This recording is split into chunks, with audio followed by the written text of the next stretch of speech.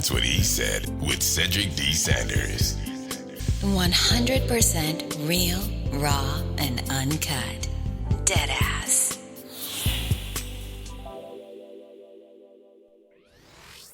Hello, my name is Cedric, and along with my beautiful wife, Connie, we'll be hosting my brand new podcast. That's what I said.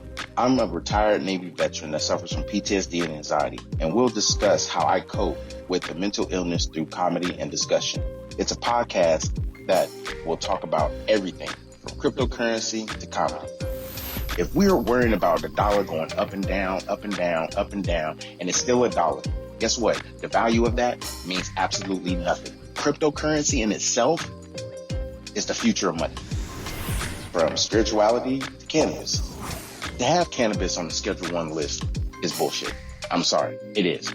It makes absolutely no sense. If it's a seed that can be planted and it has healing properties in it, why the hell is it in Schedule 1? Last time I checked, cocaine don't have a healing property in it. From interracial relationships, I don't have a problem with people talking about interracial relationships. People try to talk bad about my interracial relationship just to think that they can get under my skin. I mean, really, it don't bother me. I mean, let's not make, call a spade a spade. But if you have a problem with someone that's in love, it shouldn't matter the race of the person. It's mental illness in our community. The problem is people want to put labels on it. Everybody wants to put color on everything. And as soon as you put color on it, it gets treated differently. The money gets treated funny. Because if it's dealing with Asians, guess what? It's going to take a longer process unless those leaders step up and get into the president's face or U.S. leaders' face and say, this is a problem in our community. Not leaving one topic unturned. If you want to hear real, authentic conversation, interviews, and comedy, please take time to listen to That's What I Said, because I said what I said. Giving you 100% authentic, real, raw, unapologetic truth with no filter. Listen to That's What I Said. Available on your favorite podcast platform.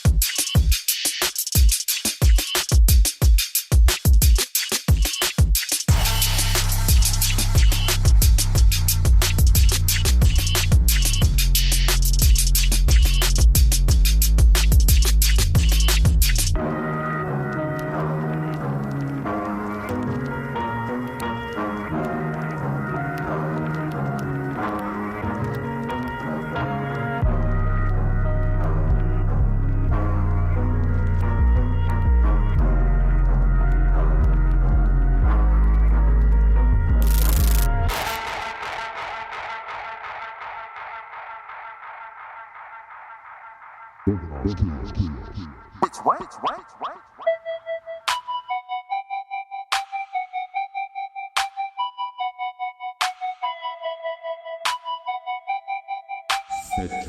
D.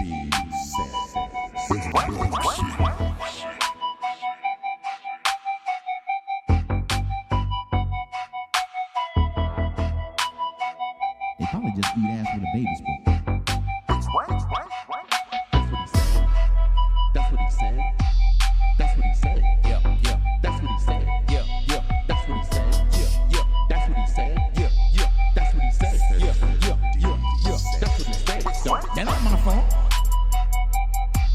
That's what he said. That's what he said. That's what he said. That ain't my fault. I'm just gonna lay it down like this though. That's what he said. That's what he said. That's what he said. That's what he said. When I say my shit, I'ma repeat my shit. I'ma make sure you understand the foundation of everything where I'm coming from. Don't get it twisted. That ain't my fault. That's what he said. That's what I said. What? That's what I said. That's what I said. That's what I said. Wow. We gon' do it like that. Yeah. Yeah.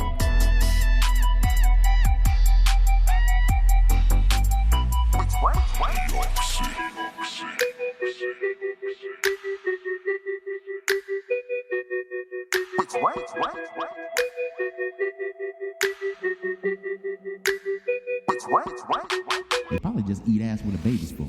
Welcome to another episode of That's What I Said with your host, Cedric Sanders, giving you 100% authentic, real, raw, unapologetic truth with no filter. The broadcast starts now.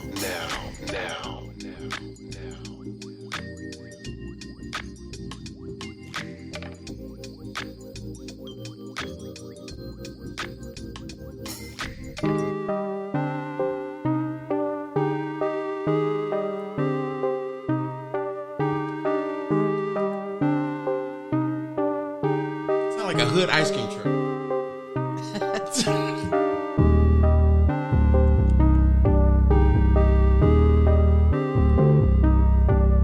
Can't say it don't. If you heard ice cream truck basic playing this, you gonna come outside. Absolutely.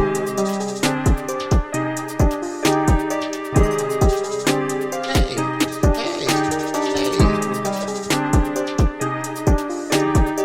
Peace and love, everybody. Hope everybody enjoying their Friday. I know we are. It's Friday over here, which means it's Friday over there.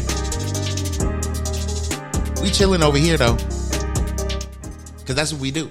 We chilling over here though. We chilling over here. I think we chilling over here. What's good, everybody? It's Friday. That means y'all tapping into that's what he said, not because she said it, cause that's what I said. What up, y'all? Y'all already know who I got. What's good? What's good? What's good? What's good? It's Friday. It's full moon. It is full moon Jupiter, right? Leo. Yeah, I think it is Jupiter. But it's in Leo. Yeah, it's Leo season. Yep.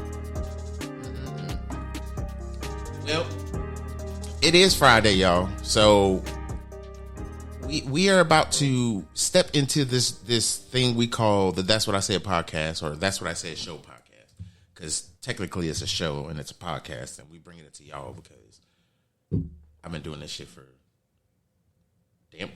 over 4 years now. So, but it's just weird for me not to want to just do it. Weird. Like, how do I not come out here on a Friday and not want to do this? I don't know. I mean, shit. And for people that really, rather you do or you don't listen or pay attention to or whatever the case may be, catch the replay. That's cool too. But I was literally having this conversation, I don't know, maybe about a year and a half ago, 2 years ago. And we were talking about how we have people that support, that really, you know, not even just support us, that know us, probably haven't had conversations with us in a long period of time, whatever the case may be. But when you connect with people and you actually do something, why is it so hard just to have people just to be like, damn, you doing this and I ain't never once listened to it. I need to listen to it at least once. Right. But even if you don't, okay, whatever. I'm not, and trust me, I'm not tripping on my Facebook family. I'm not tripping on the Instagram family or my YouTube. People that listen, you know, that get the post on Twitter. I'm not tripping. This is what I don't understand. It's some combat fuckery going on. It's funny how people do something and they want your support. You give it to them, but it's not reciprocated. I think that's just kind of our society today. Like, you can have family not even support you. And that goes with anything that you do. You know, there's going to be people that just don't stand next to you and agree with what you're doing. That's true. And I think for as long as you know me, I think I've taken a stance, not because of my attitude towards shit. I just get to a point where I just don't care. Right.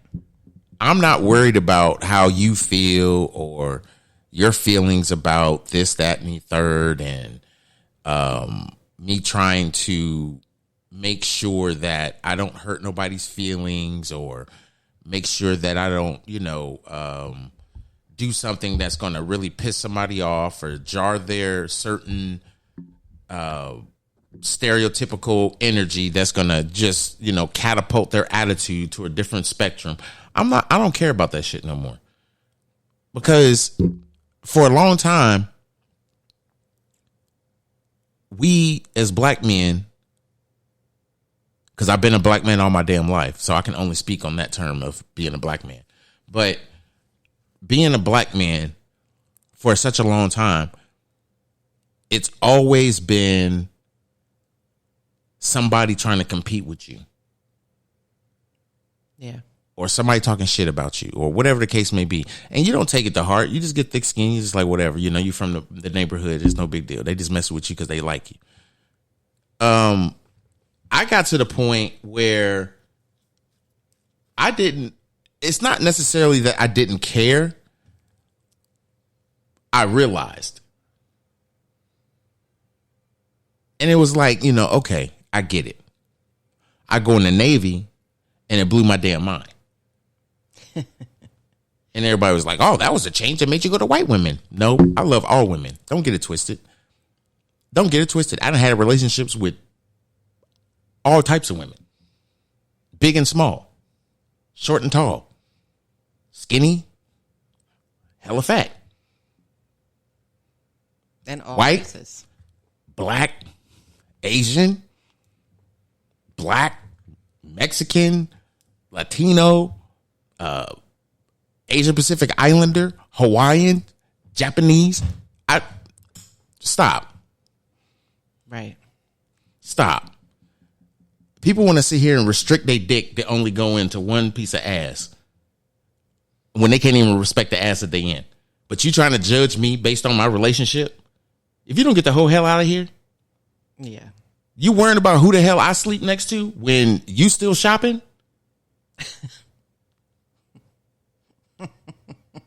You still shopping, but you worrying about who the hell I lay next to. If you don't shut your bald-headed ass up, I'm not going to sit right here and be in competition with people that just want to hate.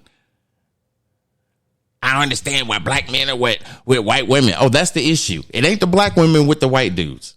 Yeah. It's always the black men with the white women. Mm-hmm. Because the black women with the white dudes is, you go, girl, you do your thing. Ah, man, okay, I get it. I'm happy. I don't give a damn who you with. I'm not going to have a conversation or argument with somebody that has a problem with my relationship. I'm just not. I'm really not. I'm not judging them, and they probably judging me. Oh, he's only doing it because his dick's small. Can we get Alexa to calm the hell down? She wanted to be on the podcast tonight. But I'm perplexed. Because it's like people want to have stereotypes about black men and talk about, oh, I know why he ain't with his sisters because his dick's too small. Or I know why he ain't with his sisters because he weak. Or blah, blah, blah. That has absolutely nothing to do with it. Absolutely nothing. Right.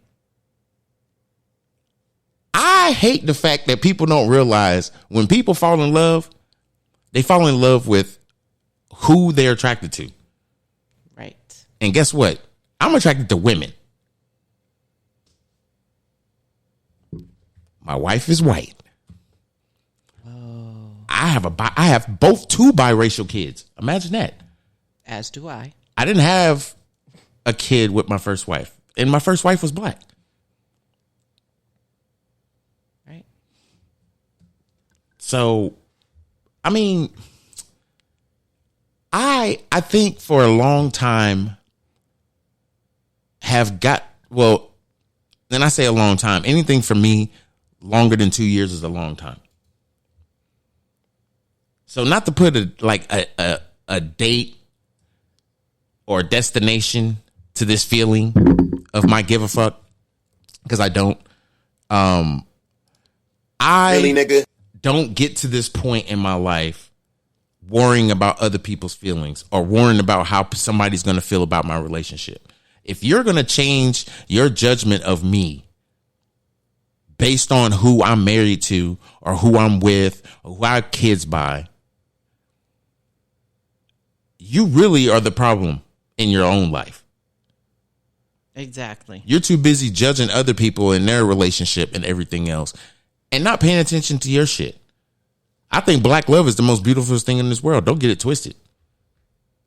But I think all love is just as important or just as beautiful too. Exactly. So people that want to, I think, put me in a box and say that, oh, he's just this and he's a fucking coon and all this other shit. You eat ass with a baby spoon. Let me play the button. Shit. You eat ass with a baby spoon. I refuse to sit here and be ridiculed by people that want to just judge somebody based off of their choice of person that they have in their life. If you don't sit the whole hell down. Yeah, it's interesting because I, too, have been, my goodness, I've been in interracial relationships. Jesus. Oh my gosh. Like, okay, let's go 26 years through a whole history lesson of how many black dicks you didn't have in you. No. That has absolutely nothing to do with this conversation right now. I was not going there. I'm just saying. Well, that's kind of the problem that we're having right now. You're trying to figure out how long have I had black dicks in me? Fuck. Shit. I think I was 21 when I first. Oh, fuck. I can't remember. Oh my gosh. Stop it. All I'm saying, I get what you're saying. It's just interesting because, you know, statistically, they have in research, it has shown that 19% of all new marriages in the U.S. involve people of different races, and that percentage is up 11% since the year 2000. I don't give a shit about that. I'm going to be honest with you. I'm not trying to be an asshole and I'm not trying to cut you off. But you know I don't give a shit about that. You know why? The divorce rate in everybody's relationship has gone up since COVID. Oh. I don't give a damn if you married to an octopus, nigga. You are getting you have gotten to the point where you like, bitch, get out. All you want me to do is honey-do list. Bitch, it ain't no honey-to-do list when this house was just built. How the hell you got me doing a honey-do list? Our garden is 6 feet deep. I'm going to put your ass in it. It ain't even wide no more. It's deep because you keep having me change shit. I got some shit for you to change. Change your fucking clothes. You've been wearing the same jogging pants for 14 days. Sitting in front of the laptop. Doing Zoom meetings and shit. How about you Zoom your meeting over to this? I'm getting tired of this shit. All this attention on the computer and ain't giving me none. It's like the only attention I get is at dinner time. And that ain't even an eyeball look. You already mentally tired because you've been sitting in front of a computer for 8 hours, looking at people's email and cussing somebody out on the phone on mute. And then somehow in all blue hell, you think I want to listen to that shit. This is what the fuck's been going on since COVID. This is the arguments that people are having. Okay? I'm tired of taking this fucking dog out. Guess what? The dog is perfectly fine in the crate. When we put that motherfucker in the crate and then open it when we think we was going to be home when we was driving to work. Damn. It was traffic today. Fuck that. Dog come out at 6 o'clock. The dog been there since 6:30 in the morning. Trust me. This dog is ready to shit in this house. This house is about to be the sanctuary of landmines of complete and utter dog poo. The dog ain't having it. I'm sorry. This is like the shit that was going on during COVID. I don't give a damn if you in an interracial relationship, black and white, people don't know black problems. You're right. I don't know black problems because my wife is white. Somehow, some way, my ethnicity changed from being a black man from Kansas City, Missouri to a nigga that's married to a white woman. Because it's like, how the hell you going to just try to enslave me into a situation that ain't even my situation? That's your problem. You got a problem with me in my relationship. That ain't my problem. I'm supposed to fix the way I feel and the way that I'm supposed to do shit in my life, all because you feel some kind of way? Next. Let me play this button. No, I ain't gonna do that because I'm embarrassed the hell out of people, and some people just don't give a fuck, including me. So, what the fuck else is going on besides us talking about interracial relationships? Because I done got all hot, sweaty, and pissed off because I already know how people feel about me in my relationship and the relationships I do have, and then the relationships I don't have. The reason why I don't have those relationships is because of who I'm married to. Oh, like literally. Fuck them. And it's funny how all of a sudden, like, I'll see a message or a comment or whatever, and I'll comment on something. They'll laugh at my shit, and then they'll send me a DM and be like, "Hey, yo, it's been a long time. How you doing?" I'm like, "I'm straight. How you been?" And they're like, "Oh, everything's cool, blah, blah, blah." And that's all I hear from them. But I know the reason why. Because they just want to talk small talk just to see where you No, they just want to talk small talk to make sure that I'm not the true asshole that they think I am. Because I am that asshole. I was just about to say. People don't realize I'm actually the nicest guy ever. However,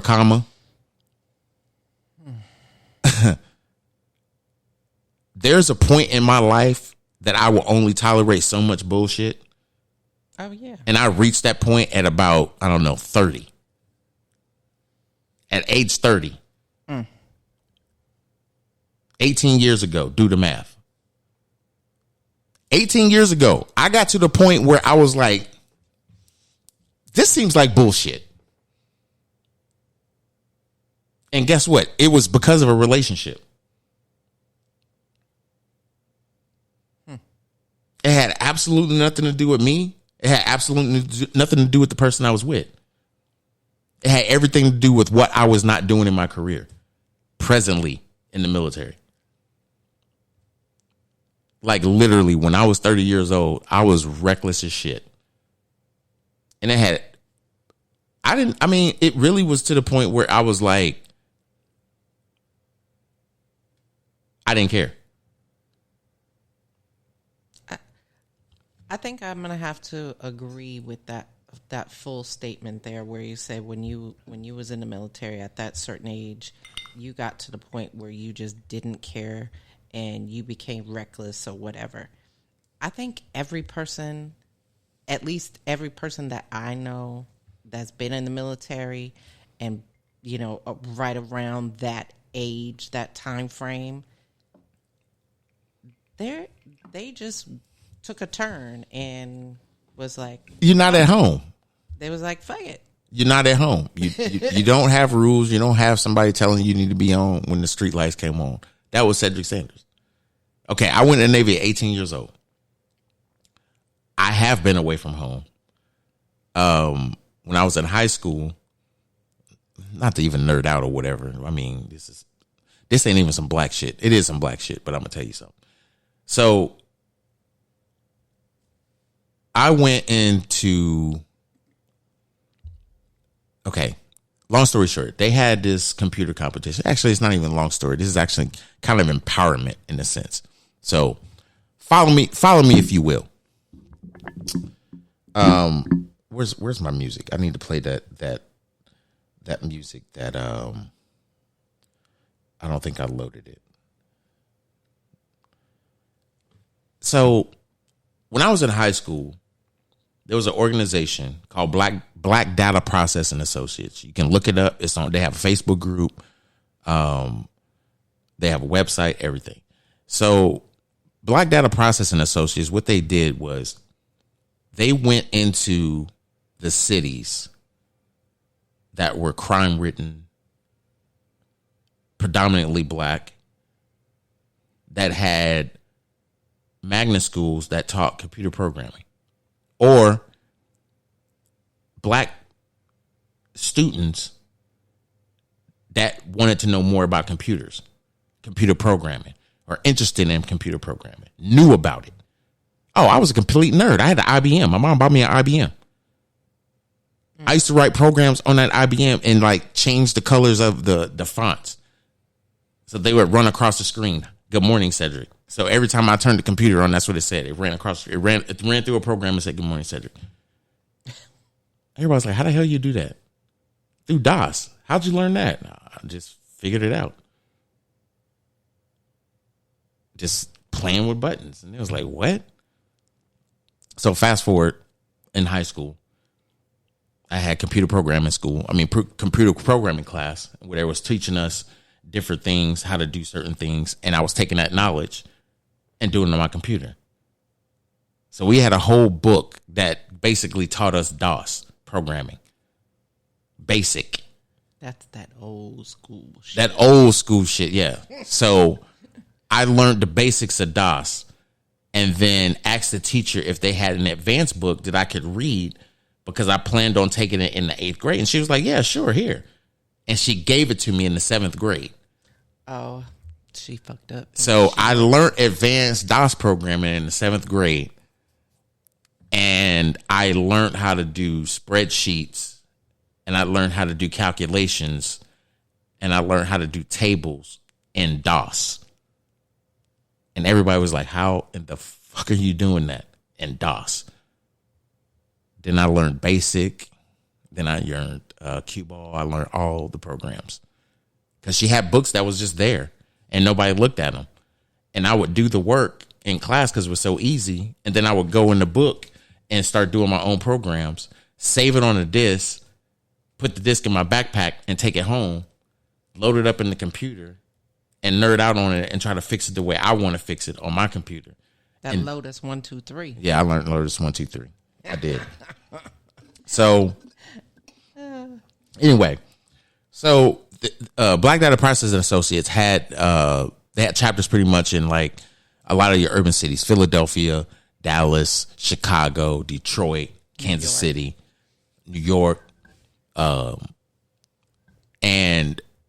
the first competition that I went to was in Washington, D.C. And we stayed at the Plaza Hotel, which was literally about, I think at the time, it was like 4 or 5 blocks from the White House. Like literally where the hotel was and where the hood was across the street. And back then, Public Enemy was the shit. And I walked across the street with this guy that I was there at the computer competition with. And Went over there, and you remember those little necklaces, the medallions that Flavor Flav used to wear back in the early 90s.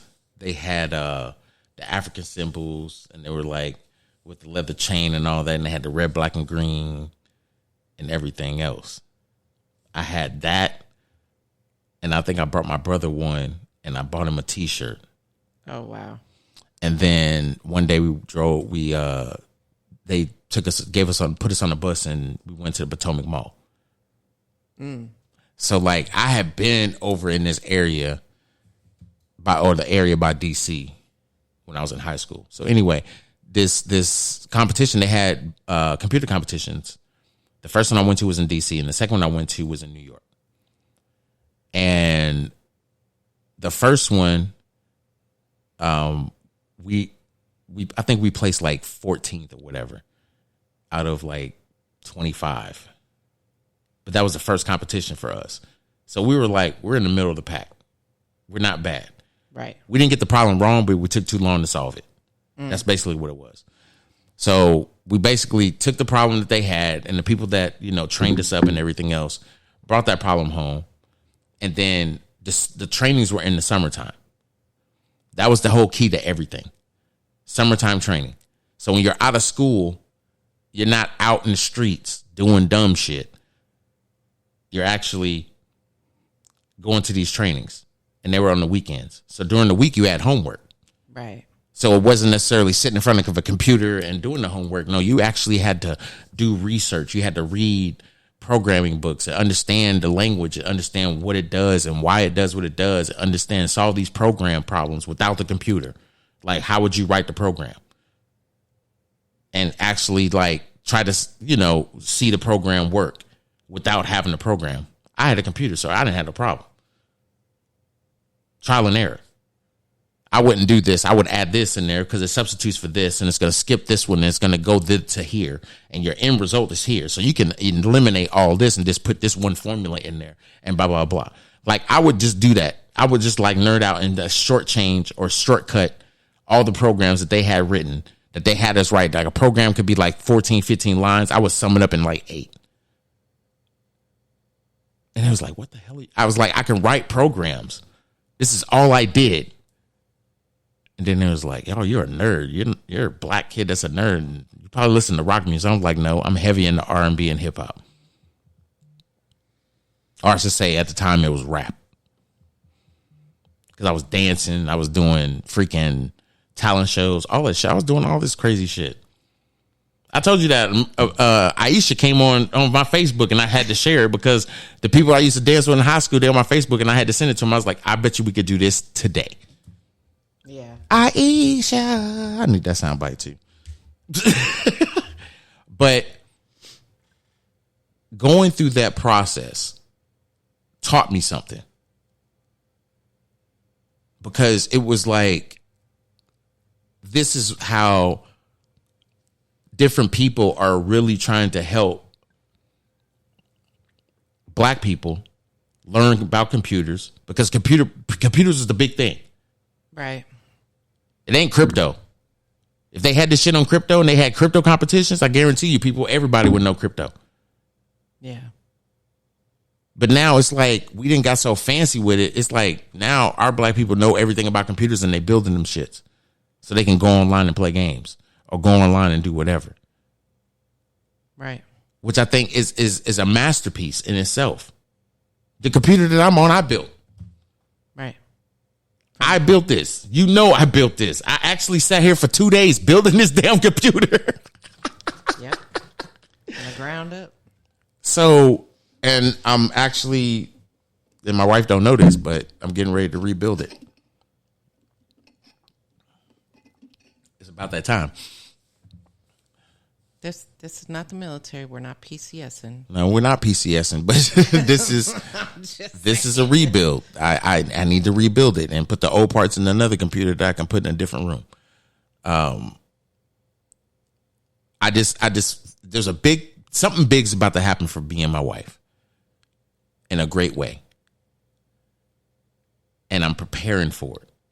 I have these feelings all the time, and this is the one time that I can actually step forward in it and actually make it bigger. Whereas it's like, no, I had this feeling. No, I had this feeling. No, like something big is really about to happen for us, and we're going to be able to do the things that we really want to do, opposed to the things that we have been wanting to do. And what I mean by that is that we've gotten into a position to where, you know, we moved to the East Coast and we're living comfortable within the means that we want to live. But we're getting to the point now where it's going to go 10 times that.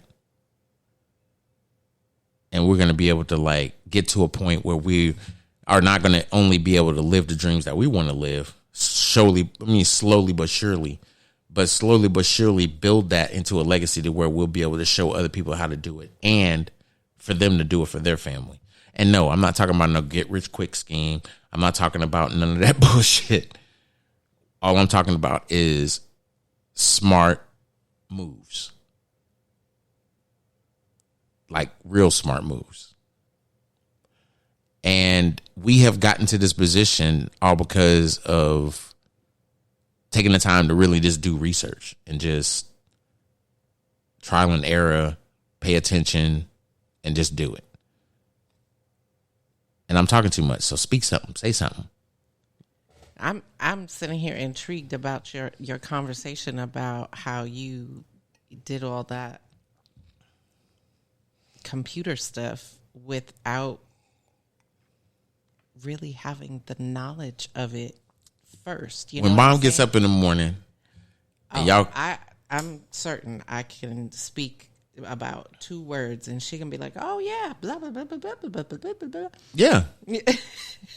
Because anytime I ask her any questions about she'll get into the story where she's so, not to cut you off, sorry, but she gonna tell you the story where me and her went to the fabric store. Oh yeah, when she made your to outfits. Pick out a pattern. So let me tell y'all this. Yeah, she kind of said it, but I'm gonna tell y'all this. So my mom can sew up anything. My mom has the gift of sewing anything. Okay, and she reminded me, not that I ever forgot, but I just never really told the story. But when my mom when we picked my mom up to move her into our house, when we first moved to the East Coast. Because I had gave her this sewing machine. Yep. And it stayed in the box. She still has it. And she was like, I ain't never used that thing. And then I was like, okay, I'm going to buy her a new one. She made sure that she told me this story.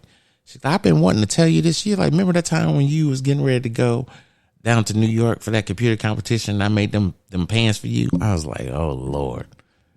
So I was really big into dancing in high school.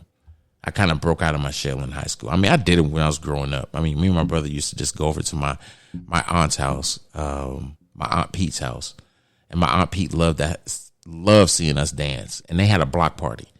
So she invited me. She invited my dad. And my dad and my mom came and brought me and my brother. And they had this block party. And had this piece of cardboard out there. And these dudes was out there breaking and everything else, you know, in the hood. And here go me and my brother, you know, we like, man, I'll play this song. Played the song. Me and my brother went out there and just, Dudes was like, where are these niggas from? I mean, we tore their butt up and my mom was sitting on the porch. And she was like, And my dad out there clapping and my aunt was out there just jigging and everything else. And we walked back up there, you know, on the porch and stuff. And it went longer than that. I'm not going to get into the whole length of me and my brother when we was doing our thing dancing. Well, keep that idea going with the mom sewing my MC Hammer pants because this is where we're going. So fast forward from that block party, a few years later, my mom has this friend that she used to work with at Kmart. She now works at Dillard's. And she works in the perfume section, which was a big deal back in the fucking late 80s, going into the 90s. If you got a job at Dillard's and you are a black woman and you knew perfume, you was getting paid. Okay? You was up on that. Yeah, you were getting paid. You were getting paid like $50,000 a year. And guess what? Back then in the 80s, that's a house. That's a house. Okay? Yes. Or no, that's luxury apartments. And that's basically what a lot of people did. They didn't want to buy houses. They stayed in luxury apartments. So they stayed in the nice apartments that had security. You get to park in front of your apartment. Yeah. You know what I'm saying? Mm-hmm. Now you park in front of your apartment. You wake up in the morning and all that's going to be there is your 4 tires because they're going to take the car. We don't need these fucking tires. We're going to put some new shoes on this bitch. Anyway, so me and my brother had been asked by this lady that used to work with my mom she wanted us to dance for this cologne. They wanted to promote this cologne. Okay. Don't laugh at me, y'all. It was Obsession. We got sprayed with Obsession, and me and brother had to dress alike and basically do this dance routine in the mall. Not bullshit you. Not bullshit. You can ask my mom. I swear to God. I'm calling Kevin in the morning. This is how good we were. Like, for real. We came up with this routine, and we was like dancing for like 4 hours. Oh, my God. We would dance and then go get some water because they had like water bottles. Mm-hmm. And we sit up there, and then they be like, okay, well, it's time to go again. Press play on the tape. Click. Not bullshit. Not bullshit. Ask mom. I mean, it was more than that, but so yeah, that happened. So dancing is kind of like in our blood. So fast forward to I was just gonna say fast forward to the sewing machine. So when I went to the first competition in Washington, D.C., I had a suit. I had dress up clothes, but not really like dance clothes. They were just like be ready for dinner kind of thing, awards, whatever. Mm-hmm. I had that type of clothes. Right. So I wasn't ready for the dancing. And they played music and stuff, and I had dress shoes on. I just couldn't. You wasn't comfortable. I wasn't comfortable. I can mimic it, but I was like, nah. So the next year, that's all I thought about. I had a whole year. I was like, I don't give a damn where it's at. I'm taking over. Uh-oh. So I'm not lying about this shit. Who would lie about this? So anyway, I go and you have to qualify for the competitions. You take a test and an interview and all this other stuff. They made this second year, same thing. Mm-hmm. So I was like, I want to know when the test is and all that. And it was like, oh, okay. So they let me know when the test was, did the test, passed the test, did the interview, passed the interview, and then I was selected. Happy. So at this time, I have a girlfriend that is part of the computer competition team. Okay, whatever. And it's in New York. MTV Raps was like the biggest thing. So like we was like, yo, we got to get on the subway. We got to go to Harlem. Go to Harlem. We get blinged out in the African medallions, right, whatever. Oh my God. So it's a couple things I picked up that nobody know. And go back to the room. Now we got to get dressed for the banquet. Computer competition's over with and everything else. We got to go to the banquet. By the way, no, we didn't win. I think we placed 4th. So they only named 3 places. So it was 5th because they named the 4th place team and everybody was like, oh, and it was like 5th place. And they're like, oh, they're going to name the top 10. Okay. Chapter, Kansas City. I was like, motherfucker. I was so pissed. But I was happy at the same time because we went from the middle of the pack to right. You top went 5. From 14th down. Top 5, yeah. So anyway, long story short, they had this banquet and they were giving out awards and blah, blah, blah.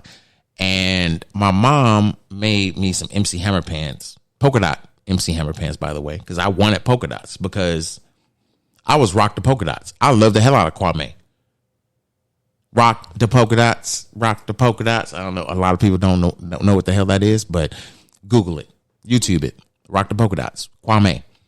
I had black and white polka dots, MC Hammer pants, with these patent leather shoes that I bought at Jeans West. Brand new out the box. Like brand new out the box. I brought super glue just in case the metal tips fall the fuck off because of the fact that my foot be sweating because I be dancing and it's hot. If the metal tips fall off, I got super glue in my pocket that I can unscrew, puncture the hole, and glue the metal tip back on there in the bathroom, and I'm back out there. Back out there. Uh-oh. Here comes the hammer. Come on, hammer. Don't hurt him. Yeah, that was me. And I went to Jeans West and bought this black jacket that had a lapel with black and white polka dots. It was all black with white polka dots, right? Mm-hmm. Yeah. I went that way with it. And then, of course, I had the Gumby. My haircut cutting the Gumby. Low on the sides with the Bobby Brown. Yeah, I had that shit going on. Yeah. So it was an experience, to say the least, dancing and everything else. But bringing it back to the whole cultural differences that people want to put you in a box in and judge you on because they don't agree with what the fuck you're doing. I realized at that point, it didn't matter all that shit that I did. They didn't see it. They didn't experience it. That was your experience. It was my experience. So everybody has to rate their blackness based off of how they feel. Fuck your feelings. Yeah. And it's not about that. It's not even about who you're with. Just because you're with a black person don't mean that you're black. Obviously. Right. I'm just like, who in the bullshit hell, who in the natural fuck came up with this? Yeah. And I honestly can't even say who came up with that because all the stereotypes around all the different races, and then when you intertwine those races in a marriage. Oh, let me say this. For those people that's watching on Facebook or listening on YouTube or Twitch, and just by chance, y'all got the sound off or unmuted, and you're not in the live, you're just scrolling Facebook and you're just looking at the live. Peace and love. What's good? I've been doing some real ratchet shit in the last couple of days. Oh, have you? Well, it's not been ratchet in the sense where it's been like I'm posting stuff talking about people or I'm actually talking about people in front of people. I've been closet hating. Oh. I can admit that because I give a fuck about me. Some of y'all can't do that because y'all won't admit when y'all closet hate. Y'all just hate. So, have you been secretly stalking or listening? I wouldn't call it stalking, so don't do that. No. Don't do that. I'm just asking a question. I'm not See, saying that no, that's exactly what you're doing. No. See, because closet hating, stalking kind of fall in okay. the same scenario. See, I see what you're doing, and no, that's not gonna work today. So, see, I'm sorry. I just watched the Usos kick Jeff Jarrett in the face. I have this problem, and I can admit I have a problem. It's not a problem with people or a certain, group of people or certain individuals. I don't have that. Mm-hmm. What I have is a problem with dumbasses. Okay. I have a problem with dumbasses, and I have a problem with people that eat ass. Not physically. In the retrospect of just being a dumbass person that wants to manipulate the system and just try to make themselves be better or feel better about themselves for however reason, that comes to their mind, to later just fuck the people that's around them. I came to a realization that people that I choose to not communicate with or talk to anymore, those same people don't do the same for me and block me. I block people just because I know they're spying on me. Then I got to the point where I didn't give a fuck. Right. This shows you where the I don't give a fuck came into play. So there's two people in particular. I'm not giving them celebrity status, so don't fear, dumbasses. I'm not going to say their names, but you know who you are. You're secretly looking at this live right now, coming to a realization that this nigga ain't about shit. He's still talking about this shit. No, you don't realize what the fuck I'm talking about. Trust me. You still talking about the same shit. Not me. Not me. Trust me. You ain't hear none of the regurgitated bullshit that you may have heard, 4 years ago, maybe even 5 years ago. Not at all. Not at all. I'm in a bigger space right now. No, this is not a gloat. This is not like throwing shade. I'm in a bigger space where I was in a smaller space. I was in the garage doing videos for like 2 years, 3 years. Right. Then I went to a hiatus and I lost a lot of followers because I wasn't going live. Then I came back live and I went right back to where I was. Nobody's. Then I gained a whole bunch of somebodies.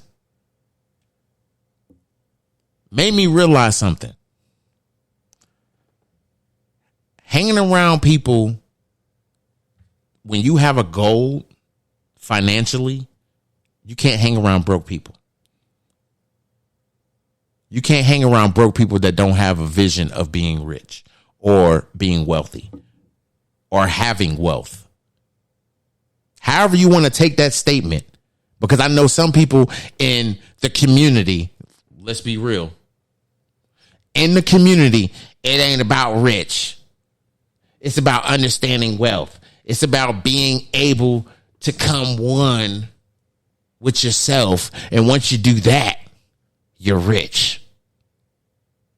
Half you niggas begging on Facebook right now to hit your Cash App just so you can make the car payment or just so you can pay the rent. I'm not judging you, but don't get on live making it seem like you got a whole bunch of shit going on. Yeah, you have bunch of shit going on where you got to pay your bills. I've been doing this shit for 5 years, literally. No sponsorship, no LLC, no copyrights, no nothing. Just because this is my sanity. When you suffer from PTSD and anxiety, if you don't have a way to outward express yourself, rather you have one person to talk to or 135 people to talk to or 2,000 people to talk to, you're going to talk your shit. It's going to reach somebody. Somebody's going to resonate with what you're talking about because of what you're going through. And in these all conversations that I've had in these 5 years, 3 years of which I've been doing, actually 2.5 years of which I've been doing a podcast, it's all been conversations of shit that I've dealt with in my whole entire life. Ain't been some shit that I created just to have content, just to post on Facebook or just to put on the podcast. And then people want to say, why do you have a podcast? Because guess what? I want to. Why do you wipe your ass? Because you don't want it to stink, right? Or was it because somebody taught you that after you take a shit, you got to wipe your ass? I'm just saying. I mean, I'm not trying to be an asshole. I'm just saying. Either shit or get off the pot. And that's what I had to do. Mental illness is a real thing. I don't give a fuck if people want to sit there and just try to tell you that it's a social engineering experiment or people are not, chemically inclined enough to be spiritual because they say they're mentally ill or whatever. That's selfish. Because if you're a handicap, you will want people to see you through your eyes just for a day. Well, guess what? I want that same shit. I want you to see my life through my eyes just for one day. Just what I have to deal with when I get out of bed to where I go back into bed to go to bed at night. That's real. And I guarantee you're going to be hitting the bullshit button. Because I'm going to hit the bullshit button right now, because I can tell you right now, some of these people that actually say they my friends, they ain't my damn friends. And it ain't because of the fact that they don't listen to my podcast or, you know, comment on my post or whatever. I know people got real lives outside of Facebook. That ain't what I'm saying. What I'm saying is that if I had a real true problem, I can't really say that I would call a lot of people that's on my Facebook. Oh, no. There's maybe 4 or 5 people that I will call on my Facebook. Yep. 6. And 2 of those people are by default. The other 4, just because I fuck with them. Yeah. The long way, not the short way. And everybody wants to say, oh, I don't understand that. I'm going to tell you why. Fuck with people the long way. There needs not to be an explanation why you talk to them. When you fuck with people the short way, you got to explain why it's the short way. There's some people you will have conversations with, intimate conversations with, without hesitation, without even breathing funny. But then there's some people you're going to tell only because you know some bullshit's going to come out. And you want to kind of stop the bullshit, and you know where the bullshit needs to stop at. So you need to tell those people that are on your friends list that you consider friends, but not really your friends, that can stop some bullshit. Yeah. I only got 4 people like that on my Facebook. I got about 5 other people that I will conversate with for like hours. And we ain't got to talk every day. And then I got about 2 or 3 other people that I have to tell. And what I mean by that is we get comfortable enough in our lives where we can only tell people certain things. Oh yeah. Yeah, you can't tell everybody everything. There's certain things that just have to be held and not talked about with certain folks. But that's the bad thing. We holding in too much bullshit. We don't even have conversations with the people that are around us that we should be having conversations with. And then people that are having conversations with us that they would probably have with somebody else, they don't even have it with those other people because they don't have those other people. And we're it. Yeah. So it's like, when do you actually open your eyes and realize, damn, I need to have this conversation with this person and just be open and not be so restrictive of how I feel about certain things or how I feel about this thing, because maybe they can help. But then at the same time, it's like, what if they don't? It's like we always play devil's advocate and not realize the realness of today's age and where we live. Yeah. And the sad society that we live in. Because we only know the person for as long as that person has introduced themselves or reintroduced themselves to us. Mm-hmm. And I know I've been talking a lot of shit. I know I've been talking about a whole bunch of shit today. Absolutely. I don't think that it has devalued anything of value based off of what I've said. But I will say this. As I sip on this bourbon that I'm sure somebody spit in,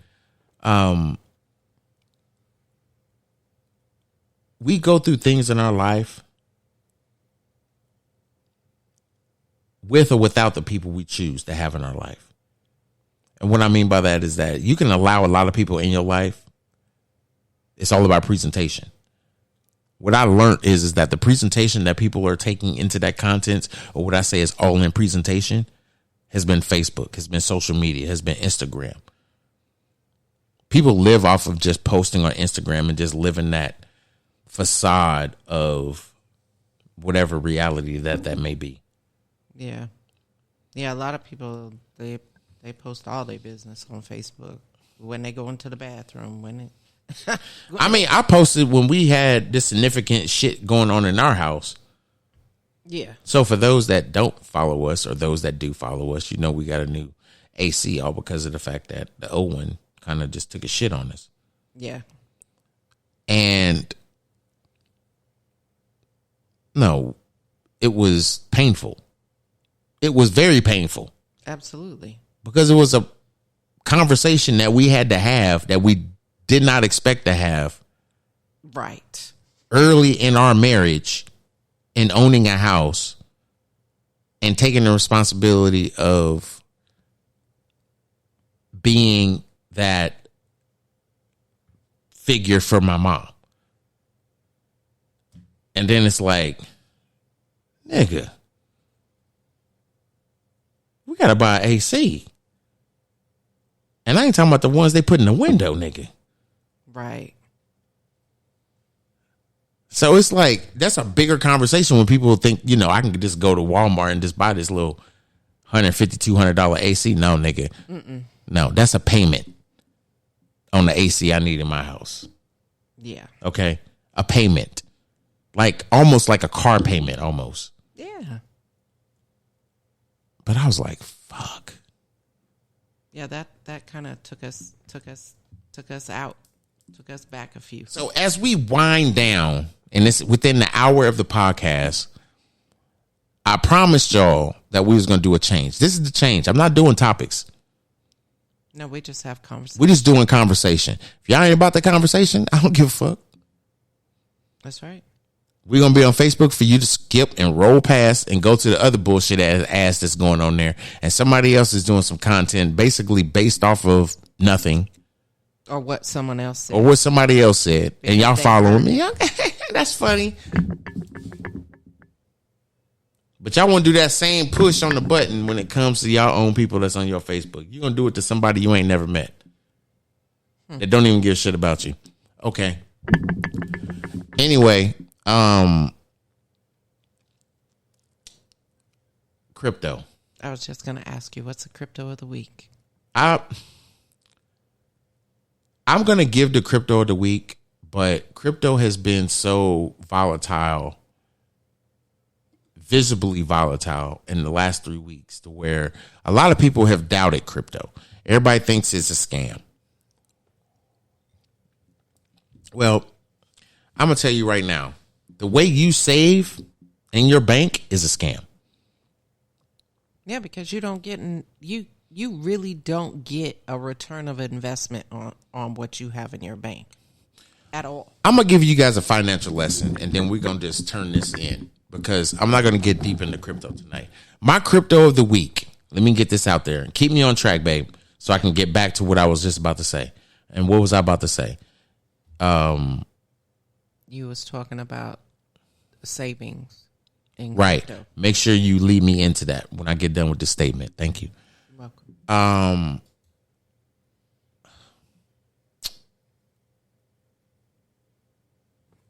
Crypto has taken an opportunity to try to educate people on financial responsibility. But the problem is that people don't want to learn the responsibility because it's technical. Guess what? Savings is technical. Savings that you guys are doing right now in your bank is not saving. You're saving a imaginary number that doesn't hold the value of the number that you're putting in the bank account. And I'm going to tell you why. 2 years ago, say 2020.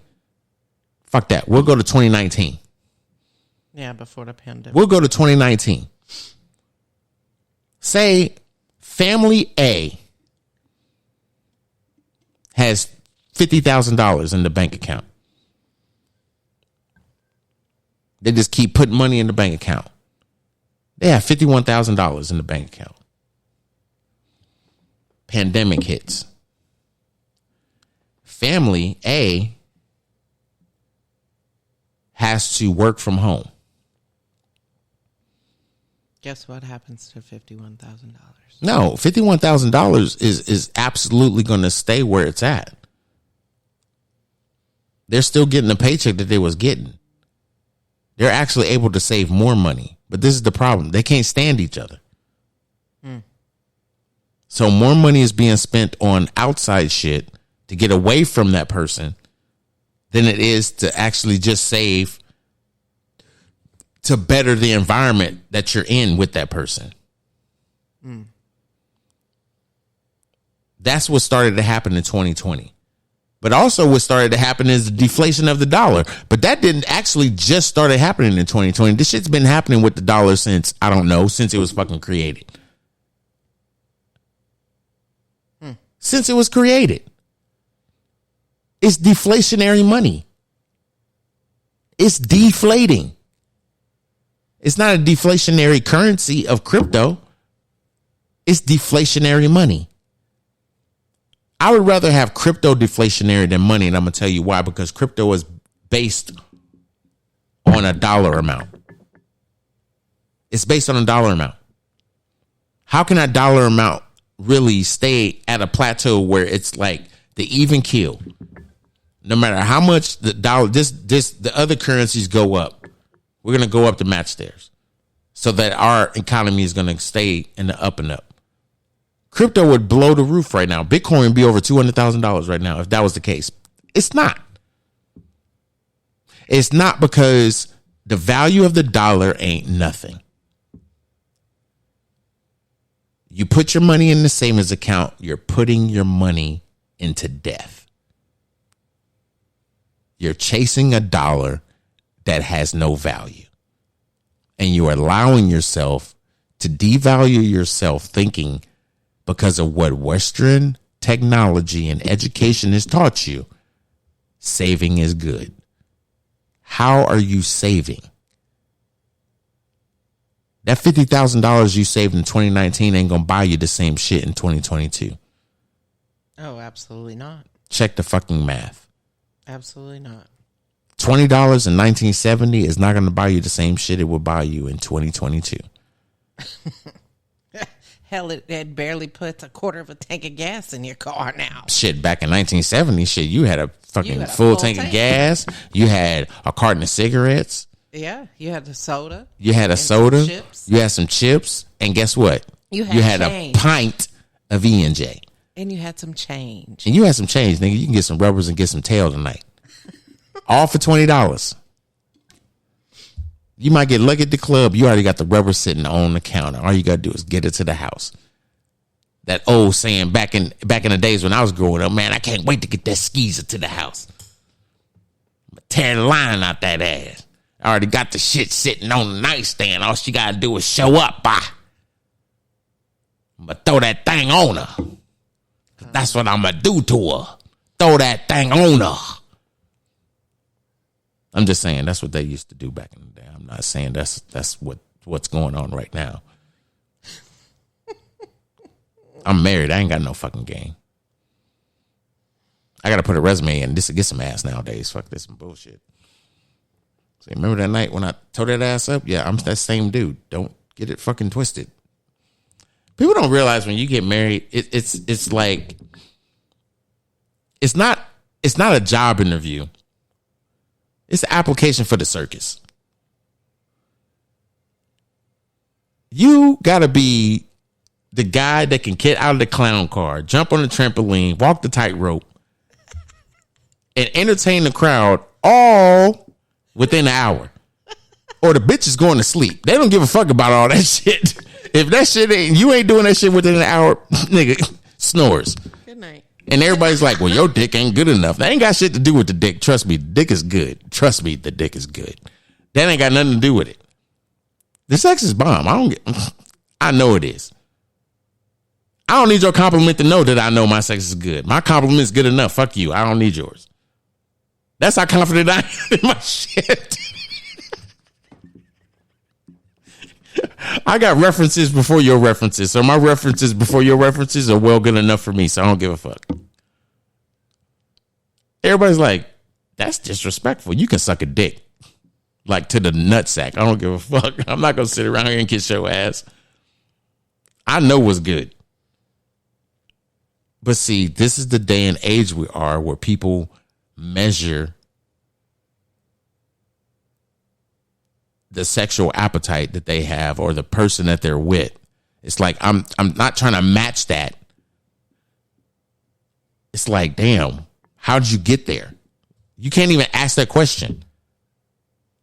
It's like, I'm not there because I was never there. And it may be because of the people I was with. But how do I get there? You can't just get there. You're supposed to be there. And when you don't realize you're not there, it's like, this is fucked up. I'd rather pick my toenails. Oh, I clipped them off. I ain't got none because I got anxiety. I'll just peel the skin up from my ankles all the way to my kneecap. Because this is bullshit. I don't know. I mean, this day and age, people have never taken accountability for their own feelings because somebody gave them their feelings. It's like, these ain't even my true feelings. How do you know that? I don't even know why I feel this way, but I'm gonna tell you this. It's like, what? I don't know why I feel this way, but I'm gonna tell you this. My dick don't get hard when you naked. Bitch, get out. Like, bitch, get out. What? If I smell your scent, my shit's hard. It's like, I will fuck the earwax out of your ear. Shut up, bitch. Shut up. Don't talk to me. Crazy. Hey, I will make your sweat glands sweat. Don't get me fucked up. Sweat. Show me a fucking titty nipple, nigga. I will knock your elbows off. You gonna have to tight with your earlobes because I'm fucking them shits up. Your fingers are gonna be in permanent cast. You're gonna walk in looking like Spider-Man Jr. They're gonna be like, who in the fuck is wrong? Who are you? You work here? Oh shit, that's Connie. What the fuck? She in a wheelchair wheelbarrow. What the fuck? We ain't never seen that shit before. What happened to you? Did you fall down some stairs? Did your husband beat you? I know you're married to a black man. We're out. Fuck you, bitch. I will slap the whole shit out of you. Anyway, y'all. That's our time. Crypto of the week. You're right. The crypto of the week is Ethereum.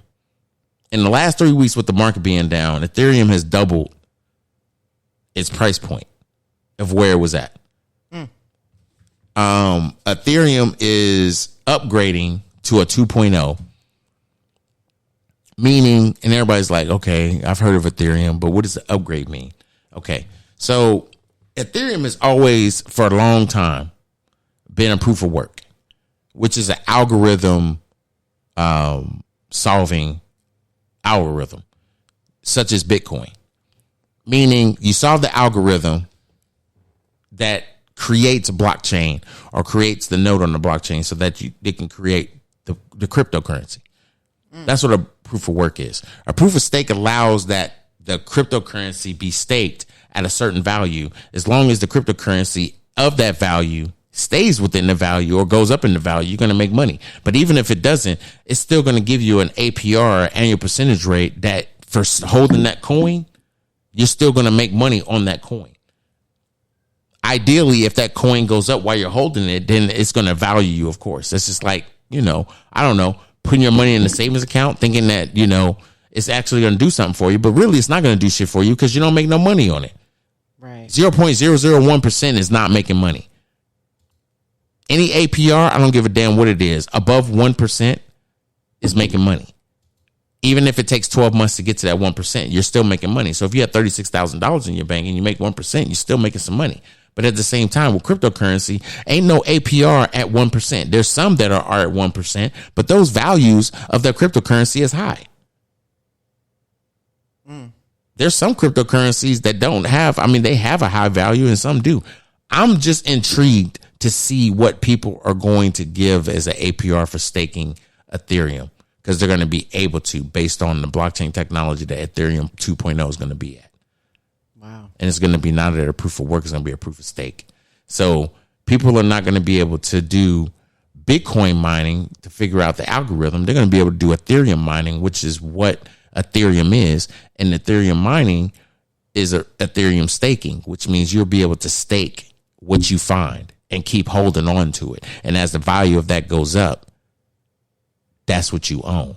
So if you stake, say, 5 Ethereum within a year, and Ethereum goes from 1,000 when you first started staking to now it's like 3,000. Guess what? You cast those 5 fucking Ethereums out, you got 15 grand, and you probably only spent, I don't know, 3 or 4 on the equipment that you have just to create the Ethereum. And then people are like, you're not going to be able to mine Ethereum. You're right. You're going to be able to stake it, which means you're going to be able to take the Ethereum that you already mined. People need to start really. So I'm just going to be quiet because I don't think y'all heard what I just said. So I'm not going to even worry about it. But y'all can play the replay. Absolutely. Because that's exactly what I just said. If you mined Ethereum and you're holding it, you might want to just keep holding it. Ethereum 2.0 is not going to come out until next year. And Ethereum just doubled its lowest high from 2020. In 3 weeks. In 3 weeks. So, I don't know. Everybody thought that Ethereum was going to hit 10K. It didn't quite get there. Everybody thought Bitcoin was going to hit 100K. Didn't quite get there. A lot of people said that Bitcoin was going to go below 20,000. It did that. A lot of people think it's going to go below 10,000 this year. Oh, wow. A lot of people think crypto's going to crash. I'm going to say this. If countries are creating digital currency, crypto ain't going nowhere. And they are. Even in the United States. Oh, by the way, I've talked about this on plenty of occasions. If you haven't heard the podcast, continue to listen to it. But I'm going to say it again. The U.S. had a digital currency that was going to put in effect during the Trump administration. Yep. And it didn't happen. I'm not going to get into it. Y'all need to listen back to those podcasts. You got anything left for them, baby, before we get up out of here? Because my crypto of the week is Ethereum. Whatever platform you use to download crypto or to get crypto, purchase you a fractionary piece of Ethereum. If you can buy Ethereum, buy the whole thing, buy 2 or 3 of them, but just hold them. Right. Ethereum, the gas prices are going to go down lower with it going to a proof of stake. So a lot more people are going to be able to invest without worrying about the gas fees in Ethereum. But I think it's going to go up to a higher plateau only because of the fact that a lot more people are going to be able to not only that own Ethereum, be able to make money off of it because they're going to be able to stake it. So anyway, that's all I got for crypto news. I ain't talking about trending trash because there's a lot of trash out there. The only trending trash I can talk about right now that's near and dear to my heart is Dave Chappelle headlining, or actually not headlining, opening for Kevin Hart and Chris Rock at Madison Square Garden. They had the Rock Hart tour, and I think they did Thursday, Friday, Saturday, and Sunday, and Monday, I believe.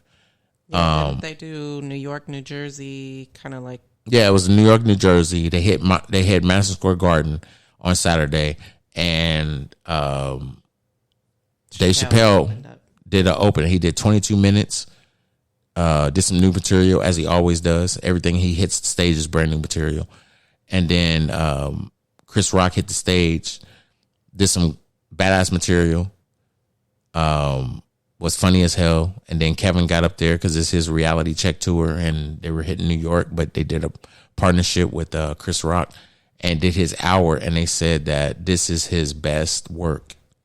Wow. That's what's up. So I'm looking forward to it. He's coming to DC in August. So, you know, me and Connie are going to go check him out because I love comedy. And I'm patient for it. I mean, not even just to watch Kevin Hart, but to watch, you know, Plastic Cup Boys. I'm a fan. Right. I think all them niggas is funny as hell.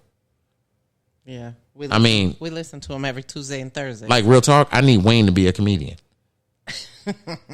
Like, dead ass. I think he's the funniest out of all of them. And everybody was like, we've been doing comedy for how many years? I don't give a fuck about y'all bald-headed ass niggas. Wayne is my favorite nigga. I want Wayne Brown. I need a Wayne Brown special, and I don't give a fuck if that shit's 35 minutes. I think that shit would be funny as hell. I think he's funny as hell. I love Naeem Lynn. I think Naeem Lynn is funny as hell. Spank Horton, I think is funny as shit. Same thing with Joey Wells. Fuck, what's the other one's name? I can't think of his name. Harry Ratchford. That nigga. He be singing. He is funny because he ain't even trying to be funny. Yeah. It's just natural for him. And that's really all of them, but more so for Harry, because Harry is just in his conversation. He can take you down a path and then bring you down to the point where you're like, this nigga crazy. So with that being said, y'all, that's what I said. Friday night, we out of here. Absolutely. Hope y'all enjoy yourself on this Friday evening. You already know what we're about to do. Hit that side porch, have a couple drinks, listen to some jazz. For my haters, if I have any, y'all can eat ass. And if I don't have any, you still eat ass. Peace and love. Peace and love. I hope y'all enjoy y'all weekend. Things are changing in the space of podcasting, and we're changing along with them and trying to adapt to be a better platform so that we can bring you different content. And we're going to be bringing segments of different people and different aspects of their vision as far as how they see things. So be prepared for the change, because it's going to get into a space where we are able to express ourselves. Not that we haven't been able to, because we have been able to, but we're going to allow other people to express themselves in the way that they want to express themselves, and other people, and not just be politically correct. Just be who you are. That's what I said. We out of here. Peace and love. Peace.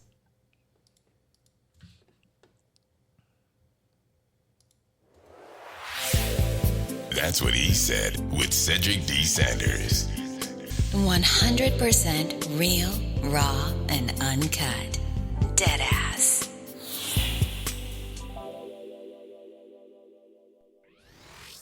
Hello, my name is Cedric, and along with my beautiful wife, Connie, we'll be hosting my brand new podcast. That's what I said. I'm a retired Navy veteran that suffers from PTSD and anxiety, and we'll discuss how I cope with the mental illness through comedy and discussion. It's a podcast that will talk about everything from cryptocurrency to comedy. If we're worrying about the dollar going up and down, up and down, up and down, and it's still a dollar, guess what? The value of that means absolutely nothing. Cryptocurrency in itself is the future of money. From spirituality to cannabis. To have cannabis on the Schedule 1 list is bullshit. I'm sorry, it is. It makes absolutely no sense. If it's a seed that can be planted and it has healing properties in it, why the hell is it in Schedule 1? Last time I checked, cocaine don't have healing property in it. From interracial relationships, I don't have a problem with people talking about interracial relationships. People try to talk bad about my interracial relationship just to think that they can get under my skin. I mean, really, it don't bother me. I mean, let's not make, call a spade a spade. But if you have a problem with someone that's in love, it shouldn't matter the race of the person. It's mental illness in our community. The problem is people want to put labels on it. Everybody wants to put color on everything. And as soon as you put color on it, it gets treated differently. The money gets treated funny. Because if it's dealing with Asians, guess what? It's going to take a longer process unless those leaders step up and get into the president's face or U.S. leaders' face and say, this is a problem in our community. Not leaving one topic unturned. If you want to hear real, authentic conversation, interviews, and comedy, please take time to listen to That's What I Said, because I said what I said. Giving you 100% authentic, real, raw, unapologetic truth with no filter. Listen to That's What I Said, available on your favorite podcast platform. Bitch, what?